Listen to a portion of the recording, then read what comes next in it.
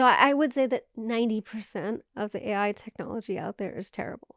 I think it's noise. I think it's generating poor quality output. They're toys. So I think, again, it's still very, very early in good AI technology. A few months ago, we tackled two big questions.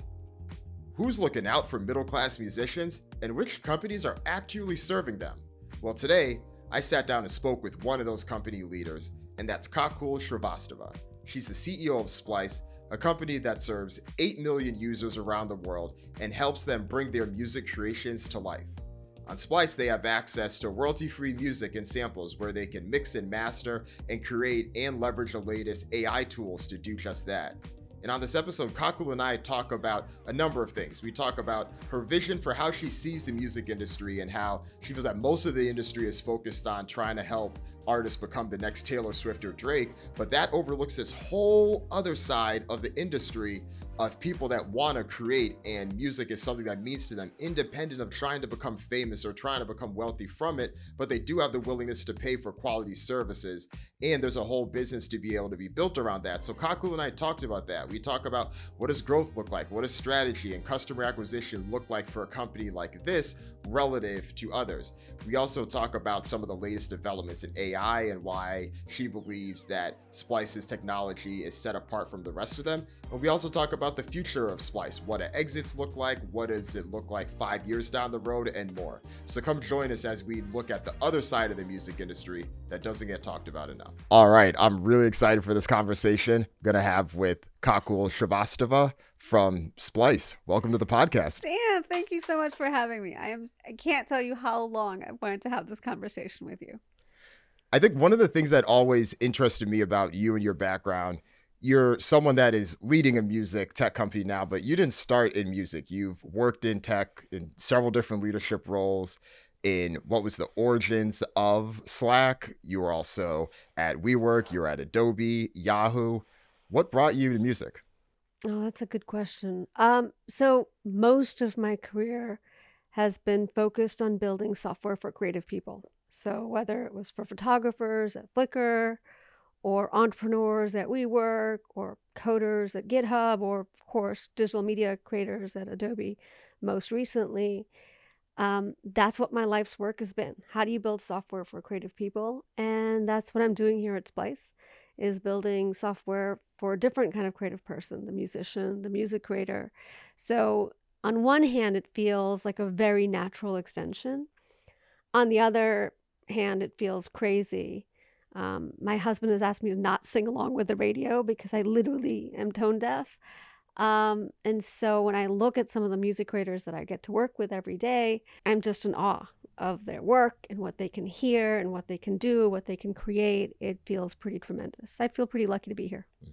And you mentioned how music may be a bit crazier or different before. Is there anything specific about music creators themselves that give that off feeling, or that it's different from some past roles? I'll tell you something. Coming from the tech industry, the quote unquote normal tech industry, I think the music industry, music tech is underestimated. And that's partly because people look at the music industry through the lens of rights and rights holders and people getting sued all the time and all of that stuff. And people automatically assume it's a small market, it's a hard market to innovate in because there are all these rules and these regulations. And I think what they forget is that music creators are actually like other creators. They need software, they need great tools, they need to get better technology to get the ideas that are in their hearts and minds out. And there are a lot of them. There are about 10 million creative professionals in the world, and Adobe has built multi-billion-dollar business out of serving creative professionals. There are 300 million musicians in the world, 400 million, depending on whose numbers you look at. It's a huge market, and it's vastly underserved. So I think there's just a big opportunity here. Why do you think it's been underserved up to this moment? Because a company like Adobe, they've been able to build a business off of it, but in music, so much is focused on how do you serve those superstars? How do you serve the top people that drive the revenue? Yeah, I mean, you and I have talked about this before. For me, again, coming in as an outsider, I've looked around this industry and and you've heard me talk about this before, it's this tale of two cities, right? I really feel you come into this city and you're first blown away by the shiny lights and the crystals and the beautiful people on stage. And it's about that. And everyone wants to be the next Drake or the next Kendrick or the next Rihanna. And that's the focus. And that's the shiny city. And in exactly the same place, there's another city. And the people in this city are sitting in dark rooms, in their basements, surrounded by technology and wires and bad furniture. And these are the people who are really creating the music. And those people are underserved. It's not a shiny city.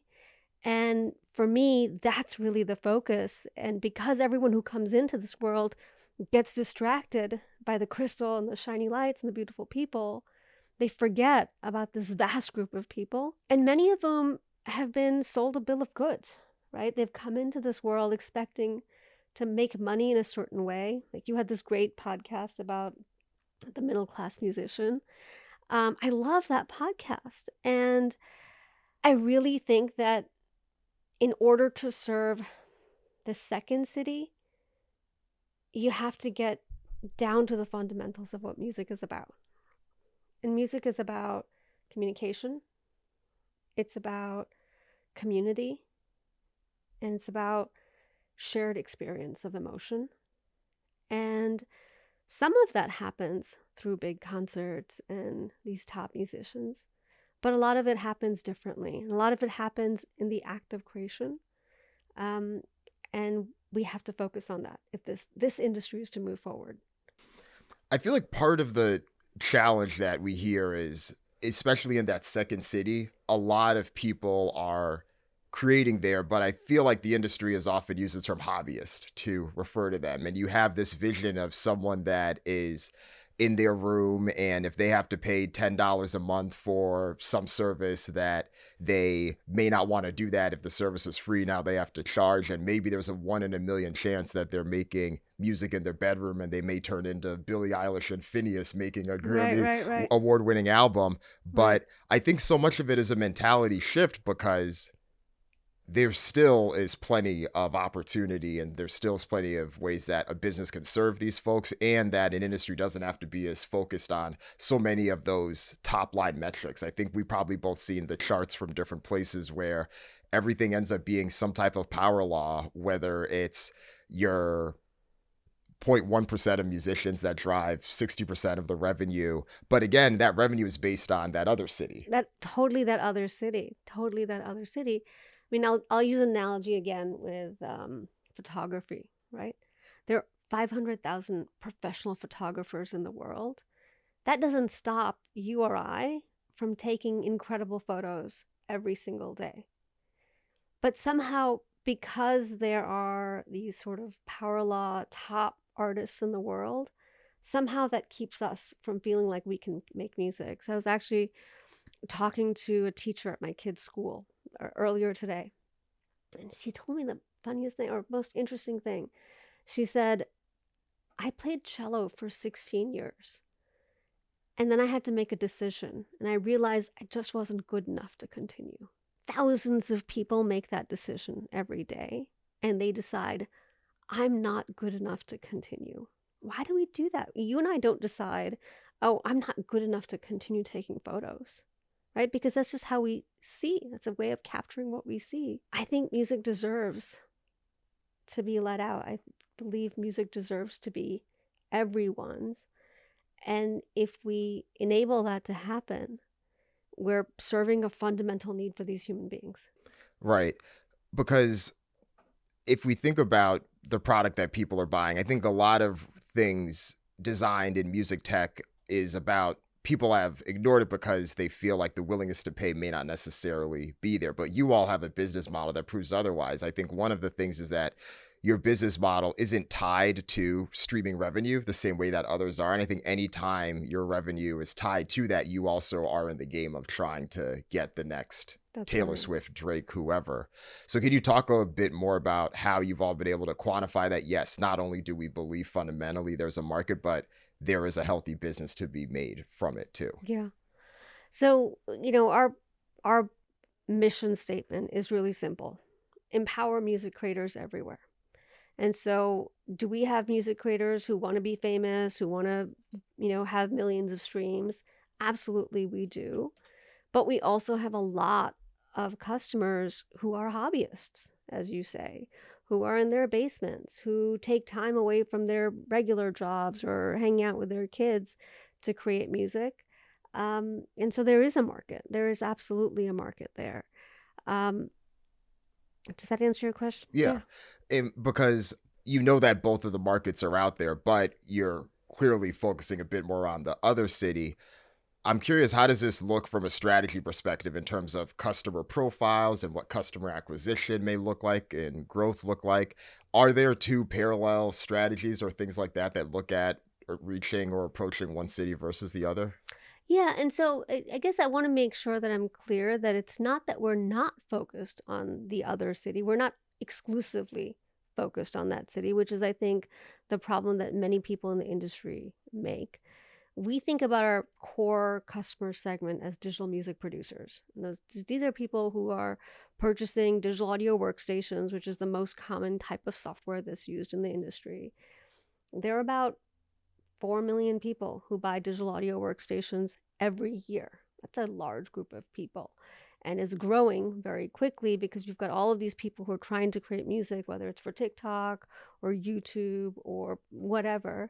They are creating the rise of the independent artist. You've talked about this as well. It's a big deal. So you've got a lot of people coming into that market. So that's a big and growing market.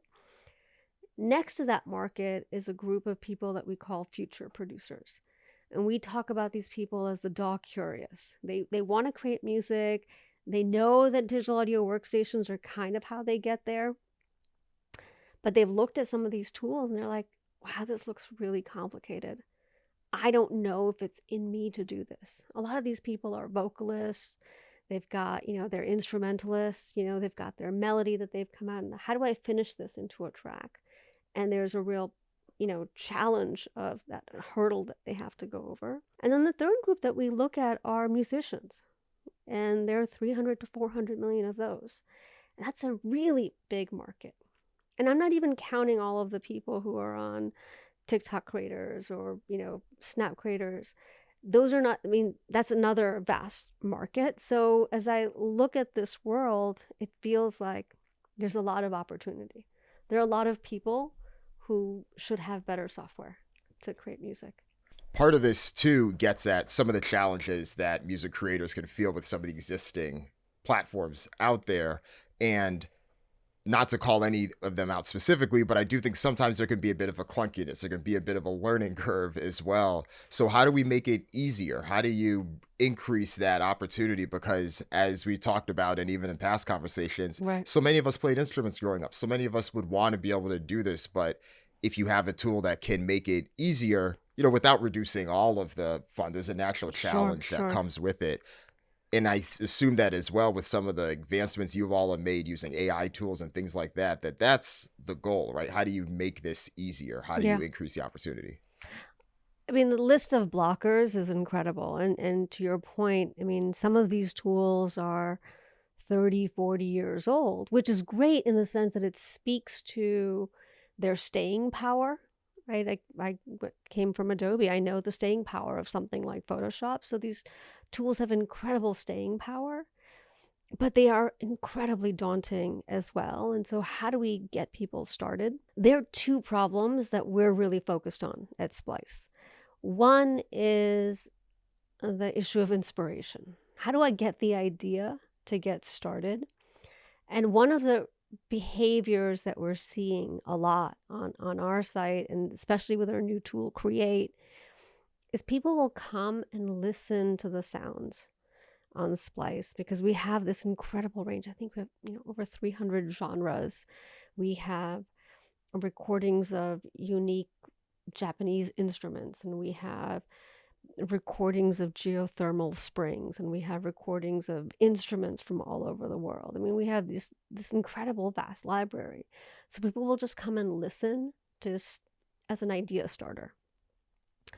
The second problem that we're hoping to help solve is, how do you find the inspiration? And listening to sounds is a great way to get started. And then the other is, how do you complete your track? How do you find the other pieces that help you tell the full get to the full composition when you might just have a few parts to it? And I know that AI has been a big piece of your focus even before AI did become the buzzword that it's become in the past couple of years throughout tech. But talk to me about how AI helps with those two challenges. I know that's a big piece of the Yeah, solution. yeah, yeah.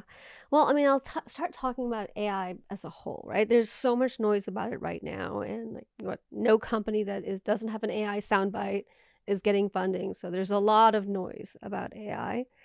Um, what we have learned about AI, having been working on it for a long time, is that it's sort of what you get out is what you put in, and training data is pretty paramount.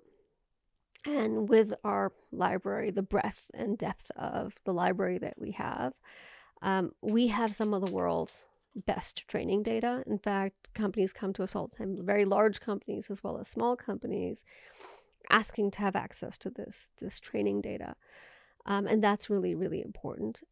The other thing that is really important when you're building an AI-based tool, especially for creativity, is that you have to have a very high standard for musicality, what sounds right. And similarly, we've had all these companies come to us, try to sell their technology to us, and we listen to it. And I can't hear anything because I'm tone deaf, but my team, they listen to it like, no, it's not there yet. It doesn't sound good. And that is a really important distinction. So I was telling you earlier about Create, which is our new AI-based offering. What it allows you to do is, today, the technology that you'd see on our website is you pick a genre and it combines together sounds that our AI believes are complementary in that genre. And then you have a lot of controls to say, no, I don't want this kind of drum. I want different kind of drum, or I want this kind of vocal. I'd like to have this kind of chord progression. And you put those things in, and you really just use it as a listening tool, as a song starter tool. And that's really fantastic that we're able to do that. Again, we have the library of sounds, we have the training data. The way we developed that tool was to invite users and artists into our development process. So we literally piped active feedback from our website right into the Slack channels where designers and developers and product managers were working on the tool. And so our users, the creatives, powered next steps. And we're not alone in this. I was talking to a gentleman who was a very senior person at OpenAI, and I was asking them about how they built some of their, Midjourney and other tools. And their answer was like, when you put the tools in the hands of artists, they take it to a place that you could never have imagined. And that's the really fun part. Because of the scale at which Splice operates, we have more customer feedback than probably most of the people in the industry. And so we have this deep sound library for the training data, and we have artists that are, again, one of the largest groups of artists working with us to make the technology even better. And I think one of the underlying things too to point out is that a lot of the stalls that have happened with the other side of the music industry when it comes to AI is, how do you train off of this data? Well, no one wants their data to be what's trained off of. You don't have that problem because it is part of the service itself. It is part of the service. So we have a very clean library where we have the rights to do this. We partner with artists, we pay them fairly. So that's a really, really big part of our ethos is around the ethical AI. The other thing that I think is really unique about our approach to AI, which is different from a lot of the things that you hear a lot of noise about, is push button creativity. You type a bunch of words and poof, a song comes out. That's not how creativity should happen. Like, that's not what those people in those dark rooms are working for, right? They're trying to get their idea out. So how do you build AI tools with humans still at the center? And that's why bringing these artists in as a core part of our development process has been so important, because early on they told us this kind of feels like cheating. And so we knew that we had to pull back some of the magic and give the artists more tools, more control, so that it was really their unique voice that was coming out and not something created by a computer. Do you think that line changes as the technology gets better, where people can feel like, okay, not only do I feel like I still have control, but the output is now better? Because I'm sure there's probably some sliding scale that's somewhat correlated with the technology just getting better. So, one of the things that delights me, I mean, we get a lot of user feedback, and it's all really fun to read. Even the negative stuff is really fun to read, because people are engaging with the feature. But one of my favorite things is when I hear a user say, "Oh, and this took me down a path that I never thought I would go down." Even in our team, we hear people say, "Oh, and I explored this new genre that I didn't think could perform in or create in." That is the magic of, expanding human creativity, expanding your own sense of what you might have been able to do. I mean, that's what it's all about. So if we were to take a step back and look at that Drake and the Weeknd song that came out, how would you rate that then on this You spectrum? know, I think in early stages of any technology adoption, you're going to have people like trying new things, playing around. I think it's fun. I think it's inventive. I think we're so early in this space. We have no idea where this is going to go. Just like when sampling first started, we had no idea how far it would go. When synths first came on the scene, everyone was so scared. And then Stevie Wonder did what he did. And it's taken things to a next level. It's incredibly powerful. And these are fun. These are fun toys. This is, fun creativity. But I think there's more to come. Right. It was fun. It showed us what was possible. I don't think many people have listened to that song since, despite as many I of them mean, had tried to tell me it was fire and better than you whatever. know, But I like the Beatles songs we have already. Do I need to hear other people, like other songs that sound like the Beatles? Like that's not really what it's about. I really think in the music industry, and this is again, I'm a new person here, so I'll say my naive statements, but I don't think the music industry has ever been about a shortage of supply. It's been about, you know, what is the demand and understanding the demand. And things like Spotify have expanded demand. I can listen all the time, every time. But I think the next wave of how people increase demand for music is integrating it more into their lives. And whether it's, I was at a yoga studio this weekend, such a Marin thing to say, but I was at a yoga studio this weekend, and there was live music there. And I thought that was really cool. And it's a very personal live engagement with music, musicians, and what it means to people. And more experiences that allow you to do that are going to be more important in the future. And a big part of that is the creation of the music. And how do we create music together? And that as a form of entertainment. so now that AI strategies have become table stakes in a lot of ways, how does Splice keep its edge? You know, are AI technologies table stakes? So I would say that 90% of the AI technology out there is terrible. I think it's noise. I think it's generating poor quality output. They're toys. So I think, again, it's still very, very early in good AI technology, especially in the music space. I think it's more complicated than people think. That's fair. No, and I think circles and ties back a lot of this with just where things Yes. are right now. Yeah. So I think in that space, I think we do have an edge that comes from our catalog of sounds, which is vast and continues to become deeper and more high quality over time. And I think the way our philosophy for developing these tools with humans at the center is a really core part of how we keep our edge. But for us, it's really about, and our users are telling us this. They want us to be pulled in deeper and deeper into their workflow. So they're saying things like, how do I bring this technology deeper into my digital audio workstation? How do I not just start with a genre, but start with a musical idea that I have? How do I use this to browse the rest of your catalog, right? So they're asking us these questions, and we are letting them basically guide us with our future product roadmap. So those are the things that you're going to see coming from us, is bringing this power closer and closer into the core of the digital workflow. I want to switch gears a little bit. I want to talk about leadership because you've worked in a few different capacities where you've started Yeah. companies, you've sold companies, you've led product teams, you've led other organizations, and you're on the board of Splice before joining the company as CEO. And you took over from a founder who very much had a vision. It was his baby in a lot of ways.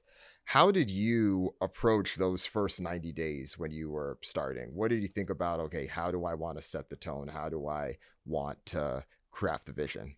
Maybe I'll answer this question by stepping back a little bit and talking about what really defines my leadership style. Um, I'm an immigrant to this country, and I'm a brown woman in technology.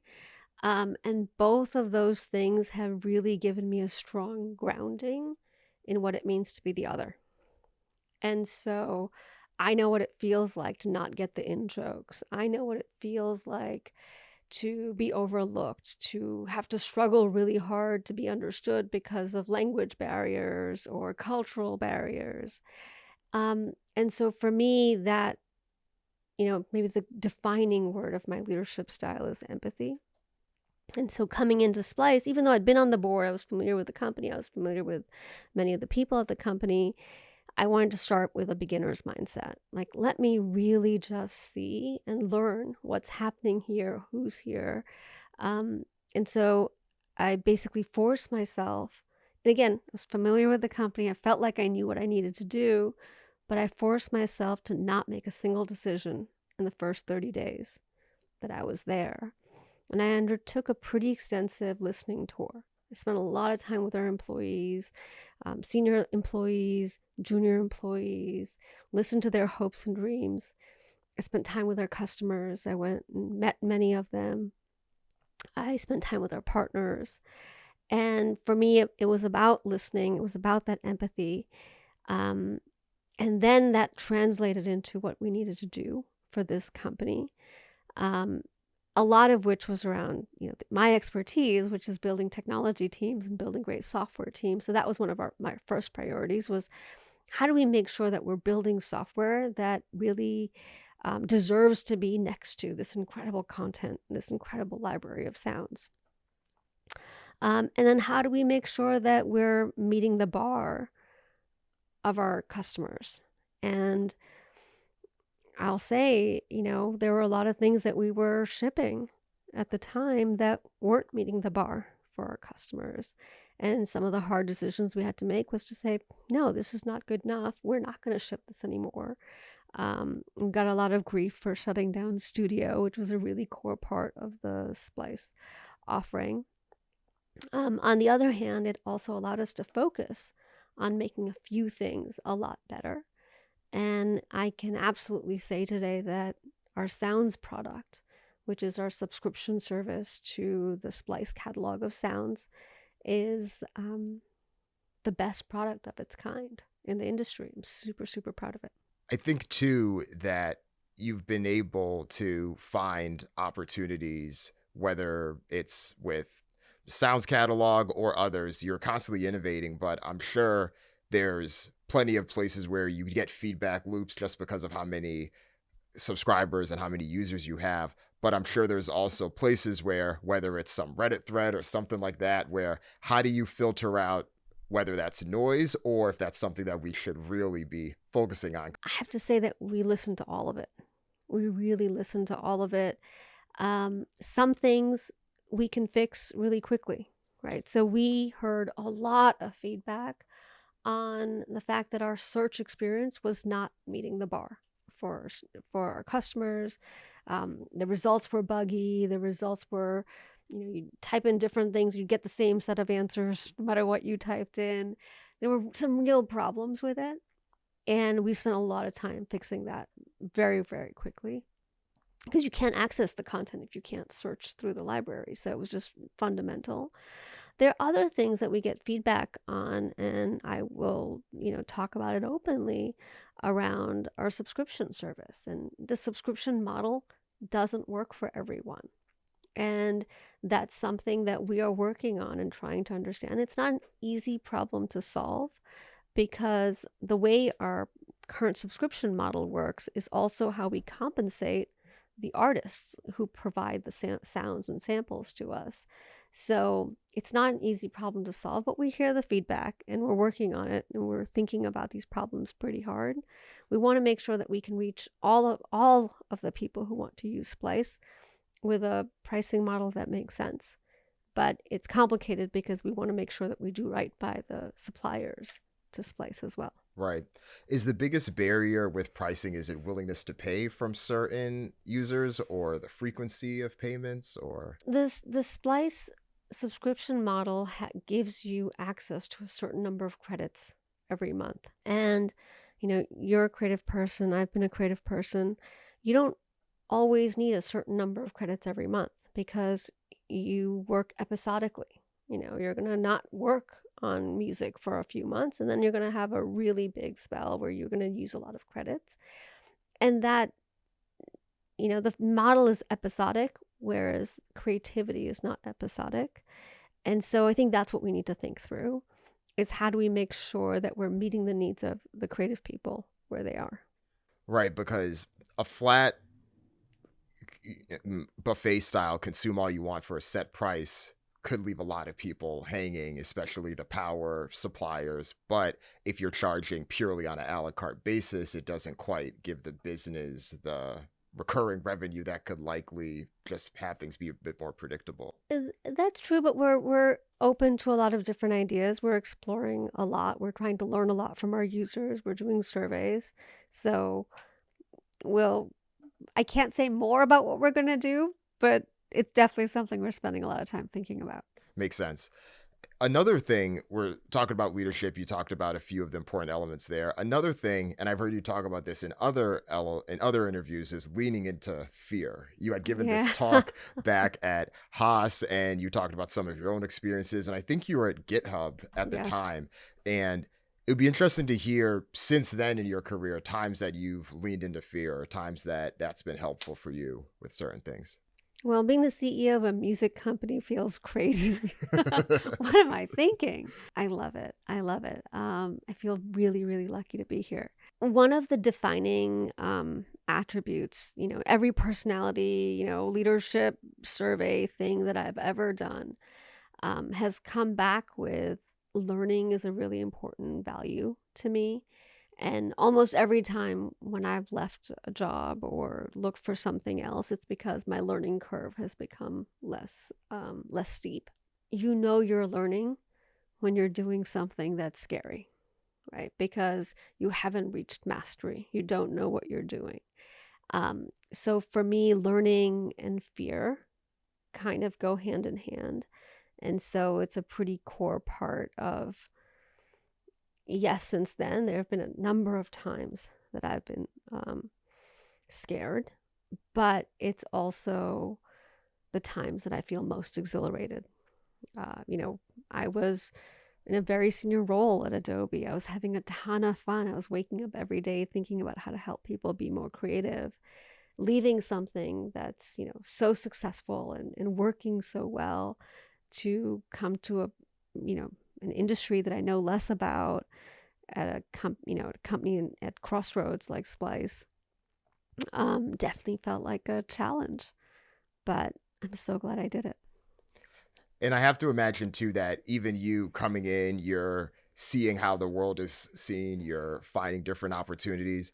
That likely shifts not just the type of partnerships or the type of conversations you may seek, but the different types of folks that you may be trying to reach to. And I think that sometimes in the industry, people can create auras or clouds about certain people, and even before you meet certain people, some of these things can seep in there. But then sometimes you realize that, at least I'm more speaking from personal experience, the people that are a bit more aligned, much more down to earth, much more chill about things, and I'm like, okay, this is what a partnership Yeah. should feel like. I laugh when you ask this question because so many times this has happened to me where I'll be talking to someone and then they'll say something like, oh, and I'm a Grammy award winning blah blah blah. I'm like, did you know that? I'm like, no, I actually didn't know that. So that happens to me all the time. And yeah, I guess, I mean, there is an aura, but when you get down to it, I mean, we had this incredible dinner recently with some really leading music producers. And at the end of the day, we're kind of all the same, right? We're just trying to find a way to push our craft forward. And these music producers were all women. And we found so much common ground around the things that I had to overcome being a woman in technology that they had to overcome being women in the music industry. You had a great conversation about this when you were going through that um, top 50 moguls conversation, right? There are systemic barriers that are in place, but we're all working through it. Definitely. That point that you made about the Grammy award winning producers, it makes me think sometimes about the Zoom background flex where you're having a Zoom call with someone and they have all these plaques behind them and stuff. And then behind me, I'm like, oh, yeah, what's a painting that I just really liked? That's what's behind mine. I don't have the equivalent flex. I don't know what to say. But I think a lot of those people feel relieved to not have to carry that burden of being recognized for who they are, because it kind of lets them be a normal person too, which I think is actually really nice. I think so too. When we last talked, I think one of the things we talked about towards the end, there was some piece I'd written right around the time we met. It was about the $1 billion exits in Yeah, the yeah, industry. And I remember you told me, you were like, oh, we'll see about that. Because I think I told you how they're few and far between. yeah. So let's talk about it. How does Splice get there? Right now, or at least in 2021, I believe the company was valued around $500 million. 2021 is very different than where we are now, Yeah. of course. But yeah, how does Splice get there? Well, I think there are two ways I want to answer that question. One is about Splice. When we had that last valuation, since that time, basically every metric that you'd measure about Splice at the time to what you'd measure today is up and to the right. So we're in a very fortunate position relative to many of the companies in the industry. We're doing well. Our core business fundamentals are very, very sound. But I think when I think about the $1 billion exit, one of the questions is the market big enough? And, some of the numbers I was sharing with you, 300, 400 million musicians, the number of music producers, the number of feature producers, it's a vast market that is deeply underserved. So I think that's really important. So that's one way to think about it, right? The business dollars and cents. But I think the other way to think about it, and it's been a really introspective week for me and for a lot of people who either work or worked at Adobe, because John Warnock, one of the founders of Adobe, just passed away last week. And he was one of those people, people, you didn't see him that much. You saw him maybe at a board meeting, but he had such a lasting impression on the company and in the culture that even people like me who haven't worked at the company for a while now still get emotional thinking about the impact that John had. And when he started Adobe, he wasn't thinking about the $1 billion exit. He wasn't thinking that someday it was going to be whatever $20 billion a year, kind of company. He was trying to solve a problem for customers. And the problem he was trying to solve was, in this new digital world, how do you make sure that graphics show up in the right way? And that meant building PostScript, which is a super geeky printer language. Who cares, But that core idea of, in this new digital world, people are going to want to get graphics to have high fidelity, led to everything else. And I would say that for Splice, the idea is very simple also, which is music is the emotional layer of the world that we, imagine YouTube or TikTok or any of these things on mute. They're very boring experiences without the sound behind them, without the voice, without the music. Music is so fundamental, and we have taught the vast majority of human beings that you are not good enough to create music. My in-laws, who are in their 80s, came over last weekend, and it's weird to me that, when they talk about TV shows, they talk about TV shows that they watch on YouTube. And I'm like, that's so weird. Like, I'm expecting them to watch CNN or something like that, but they're getting it. And one of their favorite TV shows from YouTube is this guy, Guitaro 5000, who walks around the streets in various places and gets people to sing a song. And his pitch is really simple. Sing a song with me and it will make you feel happy. And the number of people who are like, I can't sing. I'm terrible at singing. But you know what? Every single person who sings with him leaves incredibly happy. It's because music does something to our brain chemistry that is fundamentally different. In this crazy world of hurricanes and heat waves and war and shootings, we need this more than ever. So that's the core idea.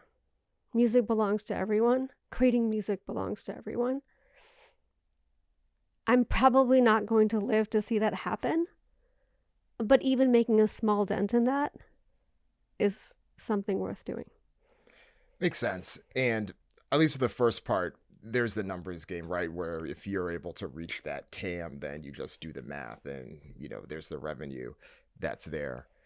It'll be interesting to see how it plays out. Like I've told you, I think one of the things that can hurt the industry to some extent is that if everything is based off of streaming revenue, and not everything, I mean a lot of the other companies more so, but if everything is based off of the streaming revenue, then everyone is waiting to try to get that one or two big names to make it happen. Yeah. You obviously are all in a different landscape. We don't care at all about streaming revenue. Some of our users do, and we want to support them, but that doesn't really matter. Right. And I do think that now, at least venture-backed companies now that have started in the past 10, 15 years may not have some of the same luxuries of, let's say, Adobe's founder starting in a very different landscape now. But I do think that if you're in this more so for the belief as opposed to trying to find some way to have a big exit, then you're probably going to naturally have the success anyway. So, yeah. Well, I hope so. I hope, from your mouth to the ears of God.